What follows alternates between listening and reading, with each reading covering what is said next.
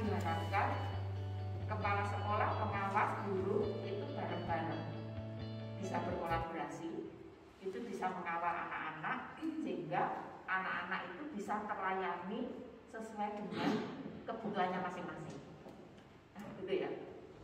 Maka dari itu barangkali bisa saling sharing bagaimana implementasinya. Kok tadi Bu Dorenya itu kan itu belum pandemi sudah terjadi seperti itu.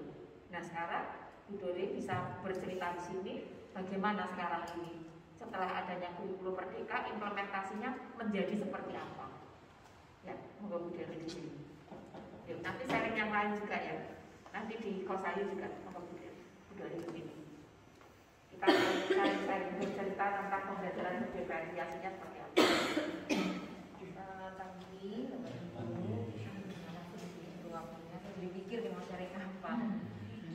Mungkin kalau di sekolah kami memang sudah melaksanakan hal tersebut, tapi tidak tahu itu namanya.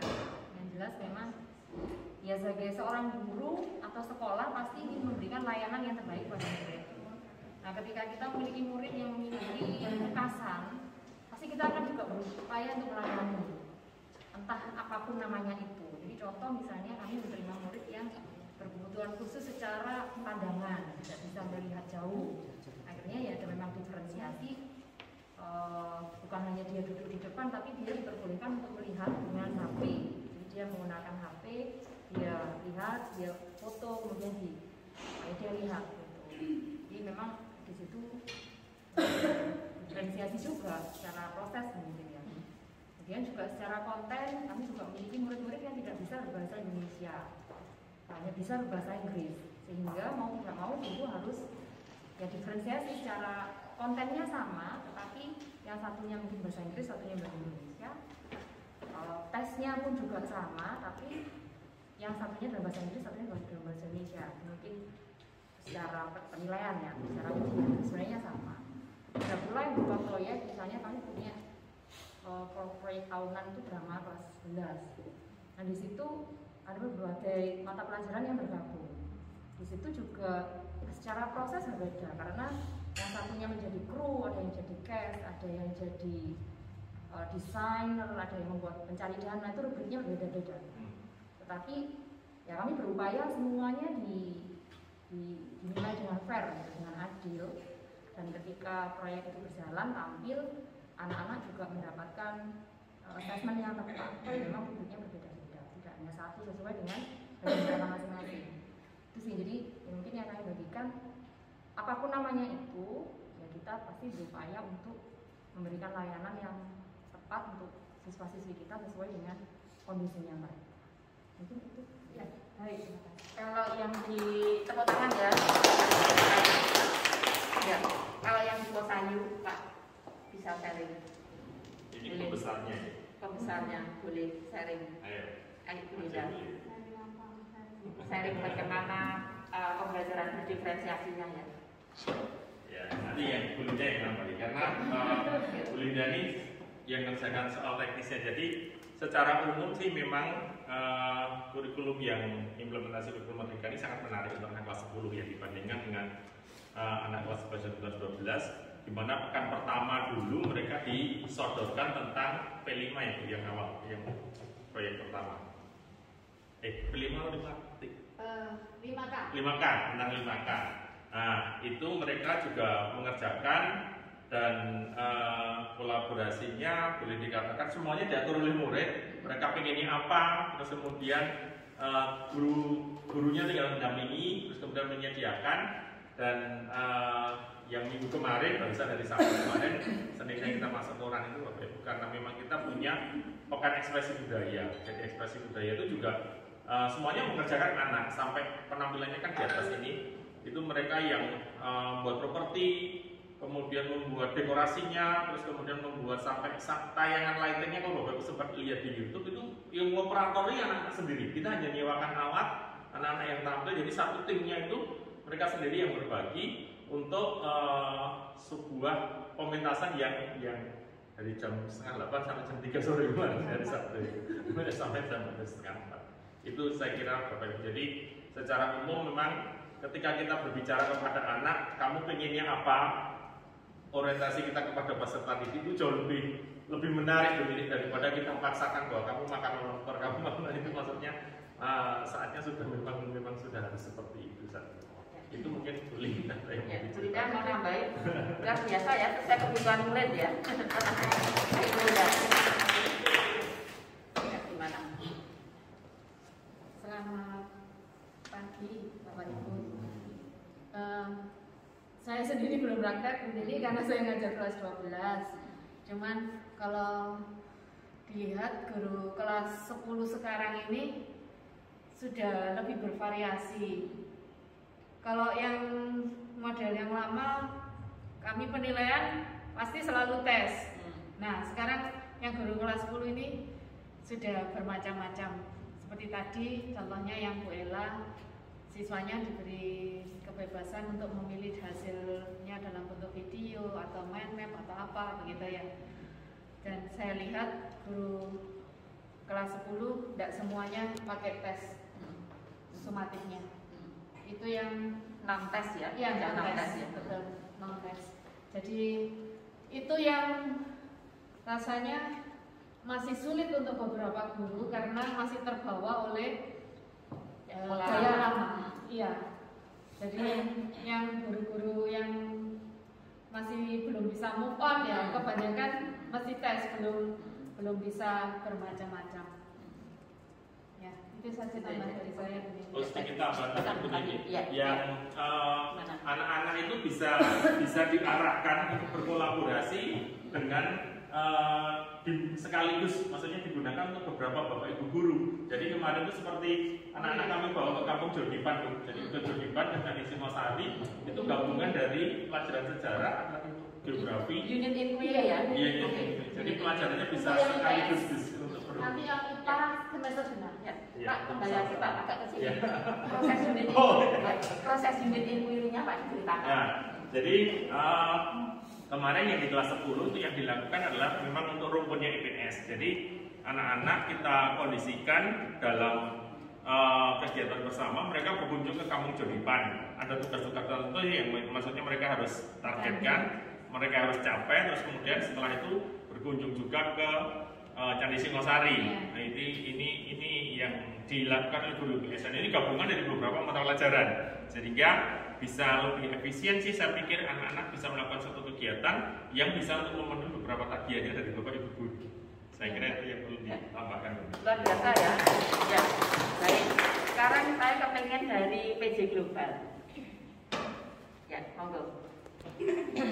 PJ Global ada muridnya di sana.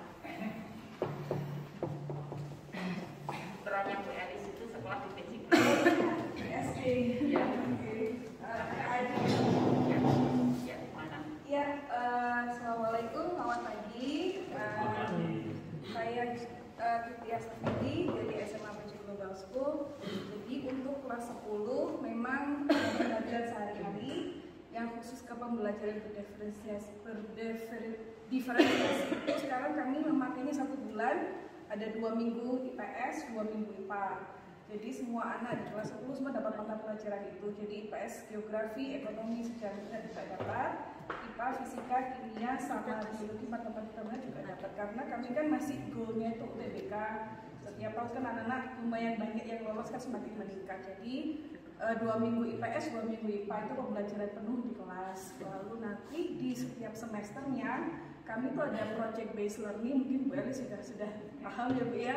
Itu sudah dari SD kami laksanakan dari kelas 1 SD sampai ke SMA kelas 12. Jadi anak-anak itu ya unit inquiry tadi itu apa sih yang jadi pertanyaan di mereka itu apa, dan itu nanti mereka akan implementasikan di project based learning itu atau problem based learning. Salah satunya adalah menguraikan kemacetan yang di daerah Karanglo. Nah itu dulu kelas itu waktu SD, kelas 5 SD yang seperti itu ya itu. Jadi mereka harus beberapa waktu di beberapa titik di Karanglo itu mereka harus ada di sana, di banyak betul waktu itu. Ya, terus mereka mencatat, kok ini macet kenapa ya, jam-jam macet apa, penguraian macet gimana, kayak gitu. Nah, yang SMA ini yang rencananya akhir bulan Desember ini yang dapat masukan dari Bu Nini kemarin masalah apa yang gagal itu ya.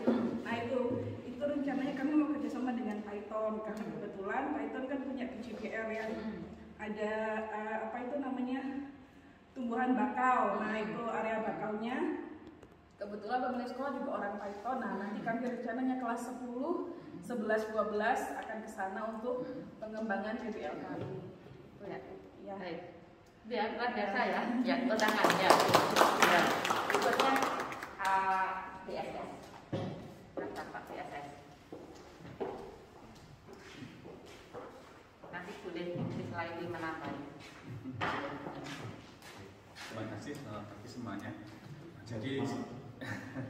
Jadi sebelumnya untuk SMA BSS untuk berdiferensi masih terbatas Bu ya. Jadi karena kita masih KM1 kita terbatas pada proyek untuk mengawali IKM 1 ini. Kemarin sudah kita laksanakan di yang Ngantrek itu di Ngebrong. Itu anak-anak nanti akan membuat proyek sesuai dengan passionnya masing-masing. Ada 5 item, kemarin ada yang pertama ada infografis, kemudian ada comic strip, ada entrepreneur, kemudian ada apa misalnya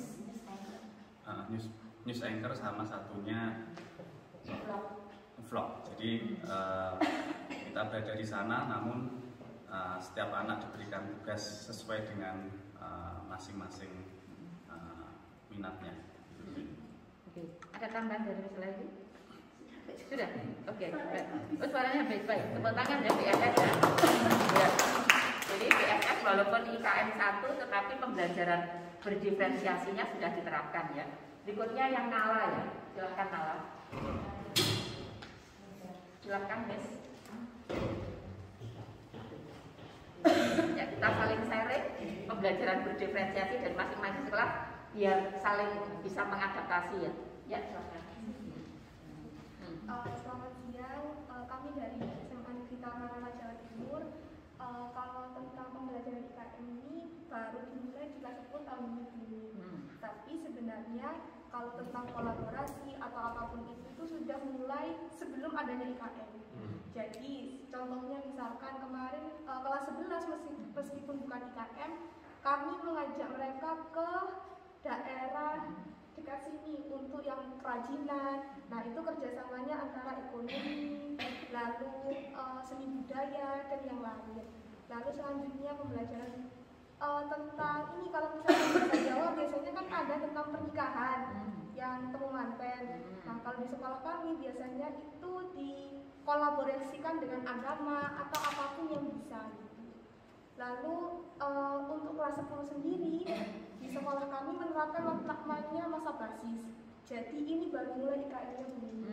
Tapi di situ kami sudah mulai untuk di IKM ini kan banyak topik-topik. Dari situ kita juga mulai untuk membedakan. Jadi meskipun topiknya sama, yang dibahas itu ada hal yang berbeda.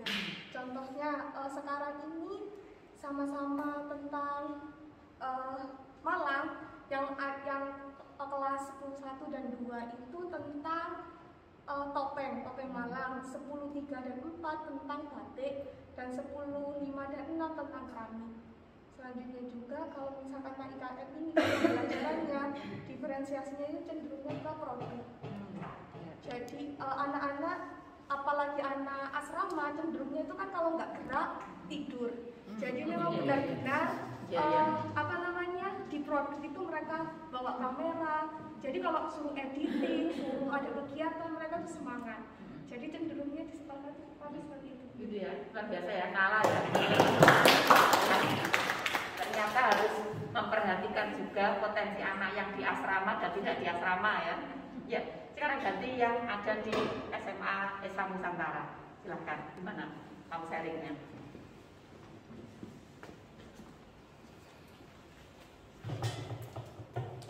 Terima kasih. Assalamualaikum warahmatullahi wabarakatuh. Untuk terkait dengan IKM P5 yang ada di SMA Islam Nusantara sudah terlaksana, baru terlaksana Putri, meskipun hanya berkolaborasi dengan IPS saja, jurusan IPS, contohnya geografi, ekonomi dan sosiologi, dan di situ dia sudah melaksanakan, meskipun geografi yang kemarin melaksanakan sudah berdiferensiasi, sudah melaksanakan itu, dan kalau tidak salah kemarin kearifan lokal yaitu batik sekolah yang sudah terlaksana, dan yang kedua yang P5-nya sudah melaksanakan bullying yang sudah dibuat dan sudah bulan depan atau minggu-minggu ini sudah membuat video pendek. Itu yang dilakukan di SMA Islam Nusantara, dan ternyata di SMA Islam Nusantara dengan melakukan IKM ini anak-anak ada semangat, karena kemarin itu kelas 11 dan kelas 12 itu ada irinya, loh Bu saya kok tidak diajari seperti itu, padahal saya juga bisa Bu, karena anak kelas 11 dengan kelas 12 itu lebih ke olahraga, jadi anak-anak itu juga diajak untuk berolahraga, mempunyai kreatif sendiri. Itu aja yang disampaikan. Mungkin Pak Zainul yang sudah melaksanakan bisa menambahkan. Oh iya, iya. Sebagai pelaku langsung ya, ya silakan. Ya. Mapelnya apa Pak? Mata pelajarannya? Geografi. Geografi ya. Ya, gimana? Ya, jadi untuk pembelajaran diferensiasi di mapel geografi yang setelah saya lakukan setelah bullying data waktu itu, pertama saya merancang yang pertama pembuatan asesmen diagnostiknya dan kognitifnya. Jadi asesmen diagnostiknya kami buat di tampilan Padlet. Jadi siswa bisa melihat, oh ternyata antara teman satu dan teman dua itu memiliki kebutuhan yang berbeda, sehingga satu teman dan teman yang lainnya saling menghargai apa gaya belajarnya, apa itu yang dia butuhkan, kayak gitu. Setelah asesmen diagnostik kami lakukan, kami mengirimkan asesmen kognitif untuk melihat pembelajaran di awal apa yang mereka butuhkan dan apa yang mereka tidak butuhkan selama pembelajaran geografi. Pada kenyataannya yang terlihat adalah pada materi bencana, di situ ada yang membentuk peran sebagai siswa, peran sebagai pemerintah untuk bisa menayangkan apa itu bentuk dari mitigasi bencana pada materi memahami bencana yang ada di Indonesia. Sehingga pada produk akhirnya nanti siswa saya arahkan untuk memilih apa membuat diorama atau membuat video tentang simulasi mitigasi bencana ataupun mengenai produk-produk literasi yang berbau digital yang kami ingin terapkan di SMA Islam Nusantara kayak gitu. Kemudian untuk P5-nya memang kemarin di awal itu tentang kearifan lokal, karena sekolah kami yang SMA Islam Nusantara memiliki batik khas, itu batik Semaius yang kemarin sudah dilakukan oleh guru seni budaya, dan dilanjutkan yang kedua ini P5 kedua tentang cyberbullying di lingkungan sekolah yang mengenalkan kepada siswa bagaimana penggunaan kebijakan media sosial di kalangan siswa, terutama di generasi Z ini. Jadi ini sudah mulai berlangsung, dan terakhir bulan ini yaitu tentang tag video untuk pengambilan short film tentang cyberbullying di lingkungan SMA Islam Nusantara. Luar biasa. Ya, mau tangan ya. Dan berikutnya SMA Baitur Rahmah ya. SMA Baitur Rahmah. Silakan. Bagaimana sharingnya bisa disampaikan oleh teman-teman? Selamat pagi. Untuk SMA Islam Baitur Rahmah kelas 10 itu yang berdiferensiasi itu di P5. Untuk yang mata pembelajaran masih kami belum berkolaborasi untuk yang IPA dan IPS, tapi untuk yang berdiferensiasi sudah kelihatan dari proyek belajar Pancasila, yaitu produk hasil, mungkin tema sama tetapi produk hasilnya sudah berdiferensiasi, karena kami kelas 10 itu punya murid 15, sehingga satu tema itu kami buat 3 kelompok dengan 5 berbeda siswa, sehingga dari kelima anak itu yang berbeda itu produk hasilnya juga akan berbeda. Jadi diferensiasi misalkan yang diambil sekarang itu adalah gaya hidup berkelanjutan. Jadi yang diambil, sehingga bapak ibu guru yang terkumpul dalam satu kelompok yang 3 kelompok itu berbeda-beda hasilnya, dengan satu tema itu membuat kerajinan. Hasil kerajinannya juga nanti produk hasilnya juga berbeda. Mungkin kelompok 1 berupa gantungan kunci, kelompok 2 berupa hiasan dinding, jadi berbeda-beda dari ketiga kelompok itu. Untuk yang 5. Sedangkan untuk yang kelas 12 sudah kami lakukan. Mungkin kami belum tahu itu diferensiasi apa tidak, tetapi kami memberikan kebebasan kepada siswa kelas 12 untuk menulis. Jadi menulis dalam bentuk karya tulis apa yang dia inginkan, apa yang dia tulis. Nah, dengan satu anak, satu pembimbing di tempat kami, sehingga setiap anak itu berbeda. Ada mereka menulis tentang pengalaman hidup mereka di rumah, ada yang mereka tulis tentang apa yang dia senangi, ada yang mereka tulis tentang apa yang ada di lingkungan sekolah. Jadi karena satu anak itu satu pembimbing, sehingga mereka diarahkan untuk menulis bagaimana bisa menulis menjadi sebuah karya tulis yang bisa dibaca. Jadi berbentuk karya tulis ilmiah, tapi mungkin sempurna tidak. Tapi anak-anak paling tidak bisa menulis apa yang dia inginkan. Jadi mungkin bagi kami adalah diferensiasi, karena setiap anak berbeda. Seperti kemarin sudah satu anak untuk mempresentasikan tentang karya tulis mereka, yaitu tulisan sarkasme di sosmed.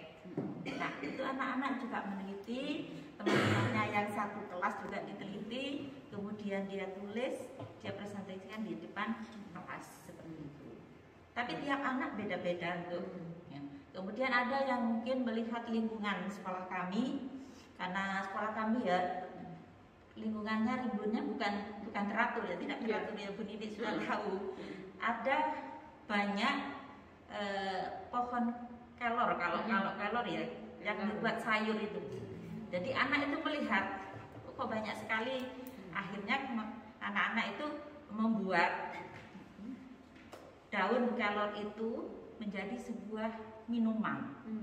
Mungkin kalau di sosmed sudah banyak ya, anak-anak browsing kalau manfaatnya buah daun kelor seperti ini. Nah, sehingga anak-anak itu punya ide bagaimana kalau daun kelor itu saya buat dalam bentuk teh, sehingga mereka jemur, mereka prosesnya seperti membuat teh, kemudian dikemas, kemudian diseduh seperti itu. Akhirnya saya suruh tulis dan jadilah juga sebuah karya tulis. Dan itu berbeda-beda. Insya Allah mungkin Bu Nini kalau sudah ke Baitur Rahmah saya tunjukkan karya tulisnya anak-anak satu persatu dari 2 kelas yang sudah kami luluskan 12 kemarin. Dan insya Allah ini yang sekarang masih jalan juga, sudah punya judul masing-masing. Kami memberikan kebebasan kepada mereka untuk membuat judul sesuai dengan keinginan dan minat mereka. Sehingga kalau memang sesuai dengan keinginan kan menulisnya lebih enak, dan dia tahu apa yang dia inginkan dan dia tulis seperti itu. Itu mungkin pengalaman kami yang di SMA Baitur Rahmah. Terima kasih. Luar biasa ya. Berikutnya tema nasional ya. Itu sudah penyajian karyanya itu sudah dalam bentuk pop-up, poster dan mind map. Terus kemudian yang berubah di pembelajaran multimedia, saya sendiri pembelajaran saya waktu itu terkait materi analisa prinsip desain, itu siswa diminta untuk menganalisis satu buah poster, kemudian dalam penyajiannya bisa melalui vlog, mind map, dan presentasi. Tapi lebih kebanyakan anak memilih yang karena bisa dimasukkan di media sosial masing-masing. Kemudian untuk yang 5-nya, baru aja minggu kemarin kita menyelenggarakan eco-print, batik eco-print, membuat batik eco-print. Itu sudah masuk di proyek kami di kurikulum Merdeka. Untuk pembelajaran digitalnya di pembelajaran bahasa Indonesia, sudah menggunakan augmented reality atau AR dalam penyajian karyanya. Seperti itu Bu Nina. Terima kasih. Ya. Assalamualaikum Ya, luar biasa ya. Ya, jadi ini tadi testimoni hasil dari pendampingan pembinaan di sekolah binaan, khususnya berkaitan dengan pembelajaran berdiferensiasi ya. Ternyata dari 10 sekolah binaan itu masing-masing sekolah telah menerapkan dengan karakteristik masing-masing ya, dengan sumber dayanya masing-masing, dan juga masing-masing memiliki sumber daya yang tidak sama, sehingga di dalam melakukan pendampingan itu di 10 sekolah binaan itu sebenarnya juga sama seperti ketika pembelajaran di kelas ya, berdiferensiasi sesuai dengan kebutuhan, kemudian juga tidak bisa disamakan, utamanya jika dikaitkan dengan hasil raport pendidikan, itu kemampuan tiap sekolah terkait dengan literasi, numerasi, karakter, iklim keamanan sekolah, kemudian iklim kebinekaan itu memang tidak sama. Jadi di sini ada kolaborasi antara pengawas sekolah, kepala sekolah, dan guru, dan testimoninya seperti yang sudah ditampilkan hari ini. Teman-teman luar biasa ya. Nah, sekarang kita akan coba masuk ke materi berikutnya. Ya, di materi berikutnya hasil pembelajaran berdiferensiasinya sudah seperti yang Ibu Bapak dengarkan tadi bersama. Lalu berikutnya kita ke ini ya, contoh ketika kita bekerja by design, beda ya, kerja by design dengan kerja tidak by design itu hasilnya beda. Kalau tadi mendengarkan testimoni dari teman-teman 10 sekolah binaan itu hari ini hadir semua yang tadi, SMA 7, SMA BSS, SMA Nala, SMA Nasional, SMA Islam Baitur Rahmah, SMA Islam Nusantara, SMA Kristen Karis, SMA Kolose Santo Yusuf, SMA PJ Global. Masih ada satu lagi testimoni terkait dengan pembelajaran di sekolah SPK ya. Sekarang kita dengarkan dari Bu Rista, itu SMA SPK seperti apa ceritanya terkait dengan pembelajaran berdiferensiasinya. Disilakan Bu Rista. Di sekolah SMA Wesley, kami SPK sebagian besar murid kami WNA. Fokus kami untuk belajar merdeka itu di mata pelajaran bahasa Indonesia dan PPKN. Bahasa Indonesianya anak-anak kami walaupun mereka WNA, tapi penguasaan kosakata bahasa Indonesianya tidak bisa disamakan dengan siswa-siswa di sekolah nasional karena mereka sehari-hari berbahasa Inggris. Sehingga di kurikulum merdeka ini kami bersyukur karena ada fase-fase, itu kami lebih bisa menyesuaikan daripada dulu kalau pakai kurikulum 13 itu kan pakai KIKD. Untuk anak-anak bisa mencapai KIKD tersebut rasanya sulit sekali, buat guru-guru juga berat begitu ya. Bahkan yang SMA kelas 10 saja bisa jadi penguasaan bahasa Indonesianya masih seperti anak-anak SD begitu. Sehingga pada saat kita sudah memakai fase, kami lebih bisa menyesuaikan walaupun kami akhirnya sedikit mundur untuk menyesuaikan fase-fase tersebut. Terkait dengan diferensiasi, karena mereka berasal dari budaya yang berbeda-beda, kami juga harus bisa mengerti mereka dalam proses pembelajaran dan mengaplikasikannya dengan cara yang berbeda-beda. Kemampuannya mereka pun juga berbeda-beda. Untuk P5 kami kemarin sempat berkunjung ke Kampung Batik dan Kampung Keramik. Di situ yang ekspat, yang WNA dan yang WNI pun juga ikut sama-sama di sana. Memang pada akhirnya kami tidak bisa menilai produknya, hasilnya, karena anak-anak kami juga bukan orang-orang yang profesional dalam membatik dan keramik, tapi di situ kami menilai prosesnya, bagaimana mereka bisa berinteraksi dengan masyarakat lokal, kemudian mencoba belajar mempraktekkan kemampuan berbahasa Indonesianya. Itu yang kami hargai. Kemudian tema yang kami bawa kemarin adalah persatuan, unity. Jadi mereka dari awal sudah kami bekali temanya unity, sehingga terserah mau membentuk produk batik dan keramik tersebut yang menyimbolkan unity itu seperti apa, itu dari mereka masing-masing yang kami ajak ke kampung keramik dan ke kampung batik gitu ya. Baik, terima kasih luar biasa ya. Jadi di SMA ASPK pun ternyata juga menerapkan kurikulum merdeka ya. Kalau di SPK WSW ini IKN 2 ya, di IKN 2. Jadi artinya tidak hanya di sekolah negeri dan swasta, tetapi SPK pun di sekolah binaan saya ini juga ikut mensukseskan dari kurikulum merdeka, utamanya pembelajaran berdiferensiasi ya.